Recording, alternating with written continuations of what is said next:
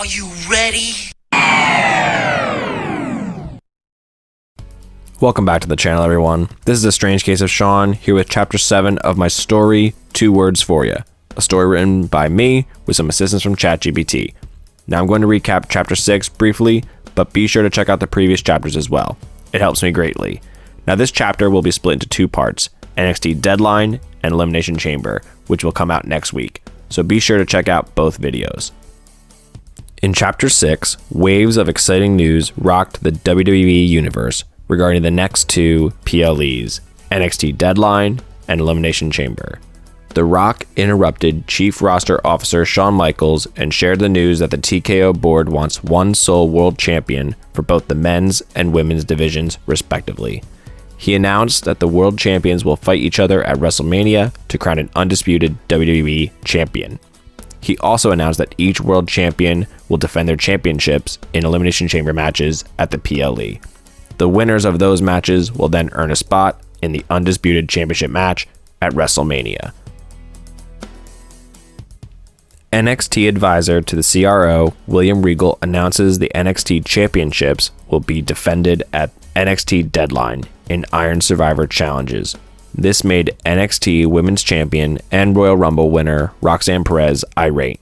She was then interrupted by Rhea Ripley, who challenged her to a match with great implications. If Rhea wins, Roxanne forfeits her Royal Rumble prize of a main event spot at WrestleMania. If Roxanne wins, Rhea must leave WWE forever. Roxanne accepts the challenge. In the main event, the referee gets taken out, which leads to openings for interference from Cora, Jade, Zaria, Stephanie Vacquer, and Giulia in aid of Roxanne. Rhea then receives unexpected help from both Bayley and Becky Lynch. Rhea hits Roxanne with a riptide and wins the match. On SmackDown, the new tribal chief, Jacob Fatu, explains his coup against Solo Sikoa and why he will be different than previous leaders of the group. Jey Uso interrupts and gets into a brawl with Tonga and Tanga Loa. Jimmy Uso then comes in for the save, which leads to a tag team main event match between the 2 teams. Jacob Fatu attacked Jimmy in the match, causing a disqualification. Sami Zayn then runs out and attacks the Bloodline with a chair. He then challenges Jacob to a match at Elimination Chamber, who willingly accepts. And with that recap done, let's get started, shall we? The NXT Deadline PLE opens with the Men's Iron Survivor Challenge. The Iron Survivor Challenge is a grueling, multi-competitor match where participants aim to score the most pinfalls or submissions within the time limit. After a set amount of time, new participants are introduced. Each pinfall or submission earns a point, while being pinned or submitted sends a wrestler into the penalty box for 90 seconds. The first 2 entrants are Nathan Frazer and Ethan Page. Nathan's speed clashes with Ethan's power in a back and forth exchange. Ethan dominates early with stiff strikes and a backbreaker combo, grounding Nathan. Nathan fights back with high-flying moves, including a springboard dropkick.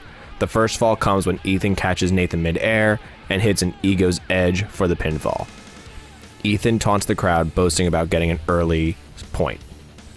Ridge Holland is expected to come out, but footage shows him in pain backstage. William Regal checks him out, and Ridge says he doesn't know who attacked him and that he can't walk. Regal is unsure what to do. Axiom walks up upon the scene, and Regal demands he take Ridge's place. Axiom, unprepared, makes his way to the ring. Axiom enters next, immediately runs to the ring and dodges a clothesline from Page, and making an impact with a diving cross body on Page.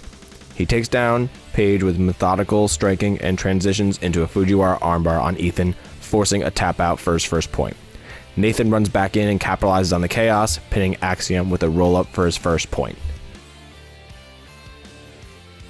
Entrant number 4 is Javon Evans. Javon storms into the match, bringing high-energy offense and unleashing a flurry of super kicks and aerial moves.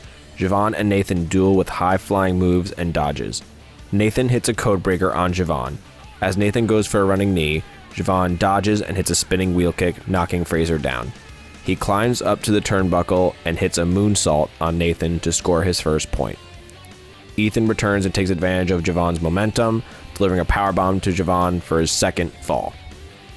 Defending NXT champion Trick Williams enters last, fresh and full of confidence, immediately changing the pace.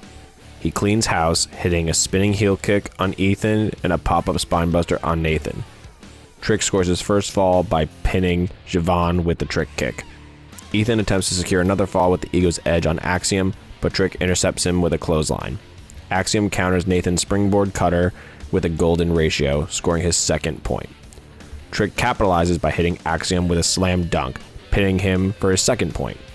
Nathan launches a final flurry, hitting Javon with a springboard moonsault for his second fall. Ethan tries to cement his lead by targeting Trick, but Trick counters with a bookend and pins Ethan for the decisive fall just before the buzzer.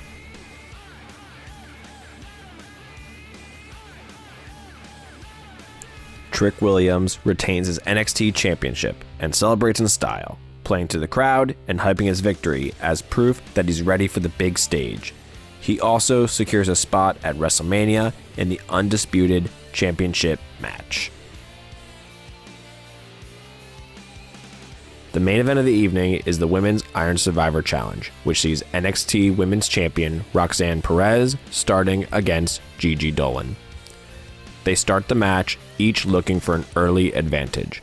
Roxanne uses underhanded tactics, raking Gigi's eyes and using the ropes to her advantage, slowing down Gigi's quick-paced offense. Gigi fights back with agility, countering Roxanne's STO into an arm drag, following up with a springboard crossbody. The first fall comes when Roxanne catches Gigi with pop rocks for a pinfall.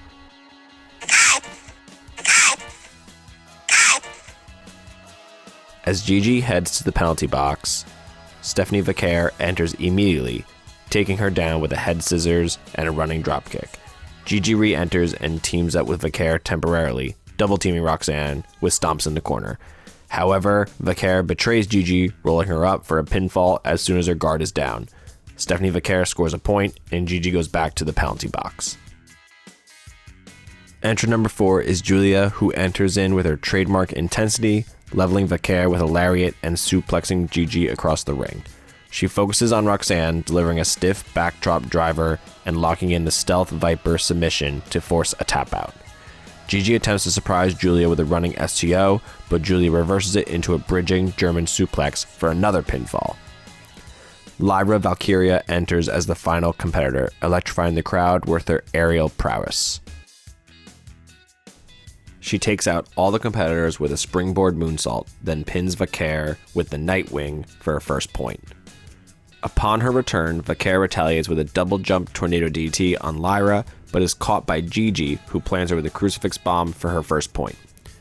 Giulia and Gigi briefly align themselves to eliminate Lyra from the equation, but Roxanne takes advantage of the chaos, rolling up Gigi for her second point. Giulia locks Gigi in with the Stealth Viper, forcing another tap out and taking the lead. With 2 minutes remaining, Giulia with 3 points looks poised to win, but Roxanne fights back, showing incredible resilience. Giulia prepares to deliver a suplex to Lyra, but Roxanne hits both of them with a springboard drop kick. Giulia then rolls out of the ring. With seconds to go, Roxanne hits pop rocks on Lyra, securing a tying point as the buzzer sounds. Roxanne is declared the winner based on tiebreaker rules. Roxanne collapses to the mat, clutching her ribs and raising her arm in victory. Zaria makes her way out and picks Roxanne up. She carries her up the ramp. Giulia, frustrated, glares at Roxanne as the commentary team praises Roxanne's heart and grit, cementing her place as the future of women's wrestling.